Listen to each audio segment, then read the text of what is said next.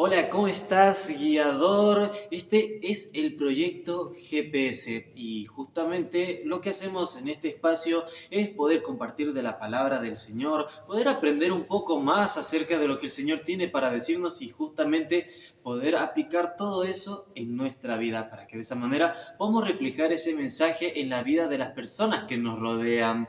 Y justamente vamos a empezar ahora en este mes de febrero, en todos los 28 días de este mes, vamos a estudiar el libro de San Mateo y justamente vamos a aplicar todo eso en nuestra vida. Vamos a leer un versículo, mejor dicho, a leer un capítulo por cada día, un capítulo por cada día de este mes. Y bueno, en primer lugar, vamos a leer en nuestras Biblias en Mateo capítulo 1 y que nos está hablando acerca de una historia bastante interesante. Primero nos está hablando acerca de la descendencia o la genealogía de Jesús. Después nos está hablando cuando fue el nacimiento de Jesucristo, ¿no? En aquel momento en el cual Dios le había dicho a José justamente por medio de una visión de que él acepta a su mujer y acepta a su esposo. Leamos esa parte. Nos dice, el nacimiento de Jesús fue así. María, su madre, estaba comprometida a casarse con José, pero antes de que se unieran se halló encinta por obra del Espíritu Santo. Como José, su esposo, era justo, no quería difamarla, por eso decidió dejarla en secreto. Y pensando en esto, un ángel del Señor se le apareció en sueños y dijo, José, hijo de David, no temas recibir a María tu esposa, porque lo que ella ha concebido es del Espíritu Santo. Dará a luz un hijo y lo llamarás Jesús, porque él salvará a su pueblo de los pecados. Amén, podemos decir, ¿no crees? Entonces ahí nos podemos a estudiar y analizar todo esto, viendo cómo empezó todo el ministerio, bueno, no el ministerio de Jesús, sino cómo empezó toda la historia en el Evangelio. Pero antes de eso, nos está hablando en los primeros versículos, desde el versículo 1 al 17, la genealogía de Jesús. Nos dice en el versículo 17, así desde Abraham hasta David son 14 generaciones, desde David hasta la deportación a Babilonia son 14 generaciones y desde la deportación hasta Cristo 14 generaciones.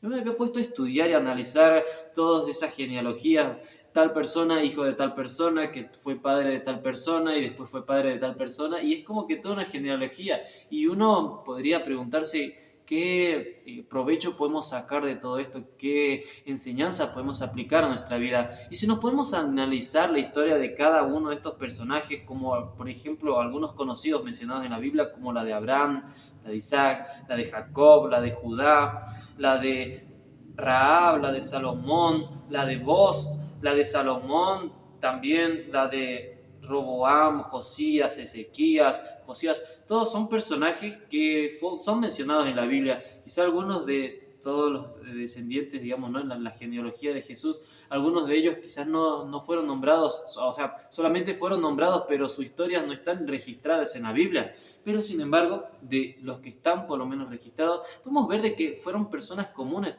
personas sencillas como tú y yo, que tuvieron una tarea aquí en esta tierra, cada uno de ellos tuvo una misión.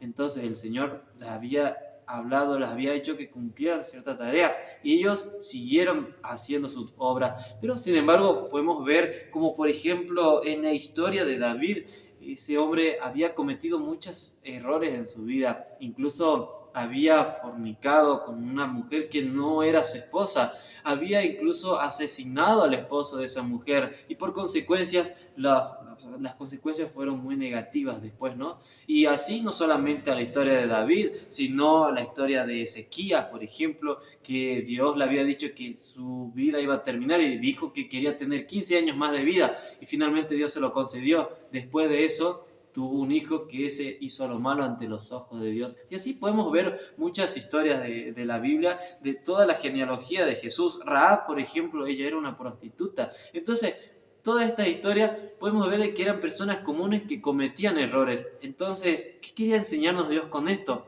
Es que justamente a pesar de que ellos eran humanos, a pesar de que cometían errores, aún así ellos buscaban al Señor. Pero no solamente eso, sino que Dios ya los había escogido con un propósito, con una misión, con ellos allí en vida. Pero Dios no solamente tenía ese plan para su vida, sino que tenía un propósito mucho más grande todavía, y era que justamente formaran parte de esa genealogía de Jesús, lo que quiere mostrarnos de que a su vez nuestro Dios es tan grande para con nosotros, su amor es tan grande con nosotros, que tiene planes no solamente para nosotros, sino a generaciones y generaciones. Por eso dice, cuando el Señor bendice a una persona, no la bendice solamente a la persona, sino bendice a esa persona y a 1000 generaciones después. Amén, podemos decir, ¿no crees? Entonces debemos confiar en que Dios tiene un plan para nuestra vida. Quizás ahora tenemos un propósito, o quizás a veces tenemos planes, objetivos que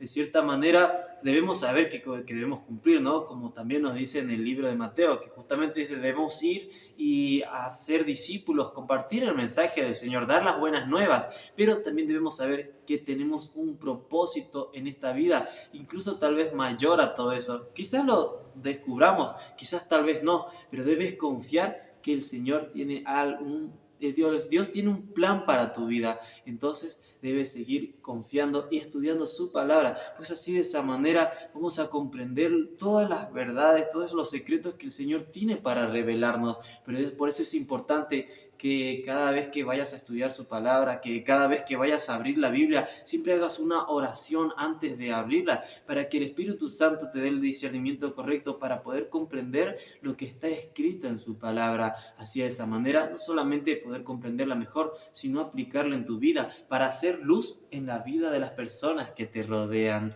Así que eso es, guiador, el mensaje para el día de hoy. Espero que todos seamos preparados como esos guiadores, preparados para servir. Jesús ha venido a este mundo para darnos un mensaje, para darnos ese testimonio de servir. Ahora está en nuestra tarea de nosotros cumplir la parte que nos toca. Que tengan todos un muy bendecido día y también un muy feliz sábado.